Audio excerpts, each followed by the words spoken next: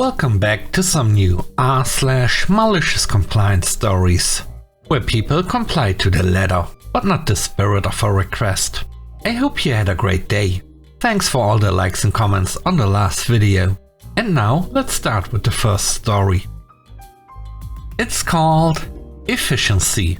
I've been in my field for a while now, and I've always taken pride in delivering high quality work. In my previous roles, my bosses appreciated the effort I put into consistency and thoroughness. But then we got a new boss, Eric, and things changed fast. Eric was all about speed. He came from a startup environment, where getting it done fast was more important than getting it perfect. Efficiency is essential, but Eric took it to a whole new level. During meetings, he'd throw around phrases like, "Time is money," and "every second counts." Suddenly, quality checks and detailed reviews were seen as time wasters. Then, Eric introduced his time tracking and output policy. We had to log every task with strict time limits. And if we went over, we'd need to explain ourselves in weekly efficiency reviews.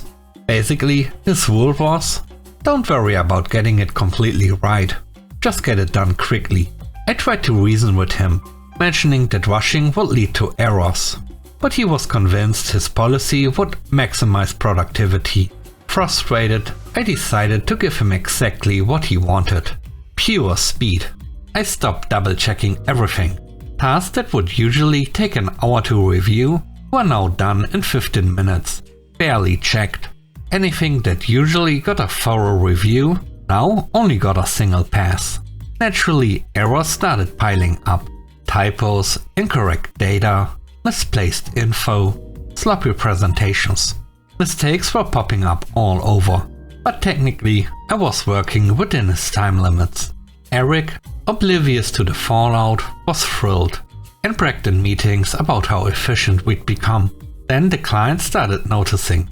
One of our biggest clients found a major error in a report I'd thrown together at lightning speed. After that, more issues came to light. And soon enough, Eric was facing some uncomfortable calls. 2 weeks into optimized efficiency, Eric called me in. His boss was in the meeting too. Visibly annoyed, Eric asked why the quality of my work had dropped. Calmly, I explained that I was following his time limits, exactly as instructed. Quality takes time, which I no longer had under his policy. Eric sat there, realizing how badly his policy had backfired. His boss, who looked red-faced and stunned, stared him down. After an awkward pause, Eric mumbled about re-evaluating time limits. His efficiency policy quietly disappeared soon after. Now I'm back into doing my job properly. Eric's under a performance review, and his boss is heavily involved in our client projects. Funny how quickly things fall back in place when you don't try to reinvent the wheel or rush the people who are doing their job well. The next story is called False Resumes. I am the primary caretaker of one of my family members. As my family requested, I moved in with her and took an online job as a trilingual translator to ensure I would be there 24/7 in case of emergencies. Somehow, she interpreted my constant presence as me not having a job, despite explaining to her multiple times that I did in fact work. She went so far as to take my ID and debit card, saying she would not give them back to me unless I sent out resumes where she told me to. I searched the whole house and couldn't find them, so I had no choice but to comply. I have a huge amount of respect for people who work in these fields, but I am not taking a job as a cleaner or cashier when I'm already working in my field of choice. That's when I noticed that all the places she was forcing me to apply to were asking for a cover letter. I took an already written cover letter and changed a few details so it would seem like I wrote it myself. I showed it to her and got her approval, as she'd requested. Then added the following in my second paragraph. If this letter arrives on your desk, please note that this application has been sent without my consent. I already have a full-time online job, so please do not consider it. As expected, I didn't get many calls back. only one place sent me an email, and once I explained the situation, the HR team wished me luck and told me it motivated them to read cover letters more carefully. Meanwhile, I reached out to my boss. I knew my workplace sometimes had in-office positions open, and my boss is one of the nicest people I know. I asked if there was any way I could take the next in-office position, explaining my situation. I'd been working there for 6 months, and she'd never had any complaints about my work. So she sent me a permanent contract starting in January 2025 for their office. It's located overseas, in a country where I'm legally able to work without a visa. The third story is called Shark Landlord. Years ago, I moved into a new apartment while studying abroad. The landlord had a reputation. This guy owned several properties rented out to students and was known for squeezing every penny he could find from his tenants.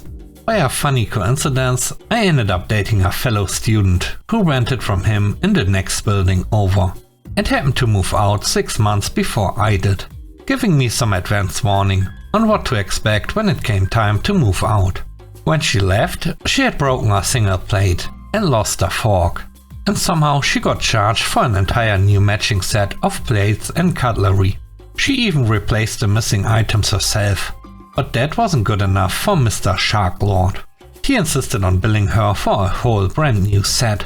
Later, she found out from her ex-flatmate that he only replaced the individual items and pocketed the difference. Imagine the profit he'd gathered over the years, charging each student for new sets while only buying individual replacements. Now, when my best friend and I moved in, our landlord proudly mentioned the brand new mattresses in our rooms. A year later, when my friend was moving out, we did a massive deep clean, left the place spotless, and replaced anything missing. But of course, during the inspection, the landlord found some issues. He ended up deducting and withholding my friend's entire deposit, mostly due to the mattress having a slight stain, which he claimed required replacement. My friend was understandably fuming, but then we had a thought. If he was charging us for a new mattress, then my friend had technically just paid for this one. So technically it was his. And if it was his, then it wouldn't make sense to leave it behind, right? Since he couldn't exactly take the mattress on his flight, we hauled it down to a nearby park, where some local homeless folks hung out, and donated it. A few days later, the landlord came by to show the room to a new tenant, and I heard him open the door to check the bedroom. Silence. Then, where's the mattress? I have to buy a new one? I barely managed to keep my composure, pretending to know nothing about it while listening to him fume. When it came time for me to move out, I knew I wasn't getting any deposit back, so I was going to take all of my personal belongings with me too. I took the mattress, plates, cutlery, glasses, and even the light bulbs. The neighborhood folks made out like kings that day. The next story is called Man of the House. This happened a few years back. Living in a busy neighborhood, we get quite a few door-to-door callers. Most of them are polite, and if I was happy to listen to their pitch, great. If not, they were usually respectful and left without a fuss. In our household, all the utility bills are in my name. I'm the one who handles the finances. The person who, by mutual agreement, knows how to make the best deals each year when it comes to utilities. I know exactly when our contracts end, and I'm usually organized about switching suppliers.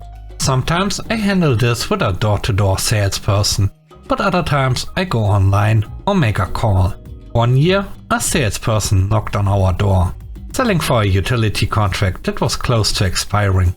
He started his pitch with, "Good afternoon, is the man of the house there?" That didn't sit well with me right from the start. I replied that he wasn't home, and that the salesperson was welcome to come back after 5 PM to speak to the man of the house. He noted it down and left. Sure enough, he returned after 5 PM and spoke to my husband, who was none too pleased. The salesperson was asked why he hadn't spoken to me about the contract. Realizing his mistake, he quickly asked if I was around. Unfortunately for him, I wasn't home at that time, but he was welcome to try again the next day. The following morning, he knocked on the door, and there I was, smiling, with a cup of tea in hand.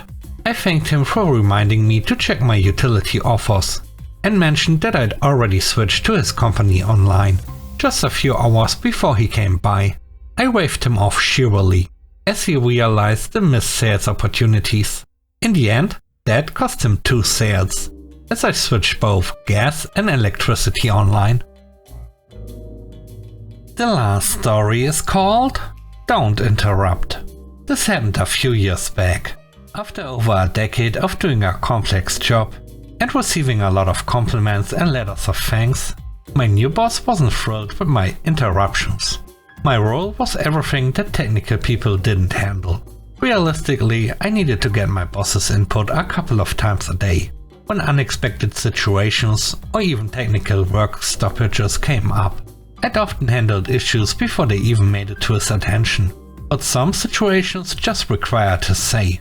A couple of weeks in, he told me that, under no circumstances, was I to interrupt him during any conversation, and as if on cue, the second in command chimed in, saying he too was tired of my interruptions. So I took note and backed off from interrupting. The very next day, both of them were locked in a conversation about baseball, not even work related. Normally I would have walked right up and interrupted to get what I needed, but remembering the new policy, I waited patiently, making sure they could see me and signaling that I had something important. I even started shifting from foot to foot, probably looking like I urgently needed to step out. Yet they continued, stretching out the baseball talk for as long as possible. Finally, when they seemed to have run out of things to say, my boss turned to me with a snarky tone and asked if I needed something. "Yes, sir. Your boss's boss is waiting on the phone right now, and he'd like to speak to you immediately." I could see the phone line blinking from where I was standing, so I knew Big Boss was still waiting on the call. I kept a straight face and didn't show an ounce of disrespect, but then stepped out for a quick bathroom break I didn't actually need.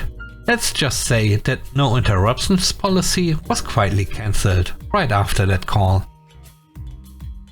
Thanks for watching the video. I hope you enjoyed it. If you did, please don't forget to leave a like, comment and subscribe. And if you have time, watch another one of my videos. Also, if you want to support me further, check out the channel membership or Patreon. And now, I hope you have a great day. See you soon. Bye bye.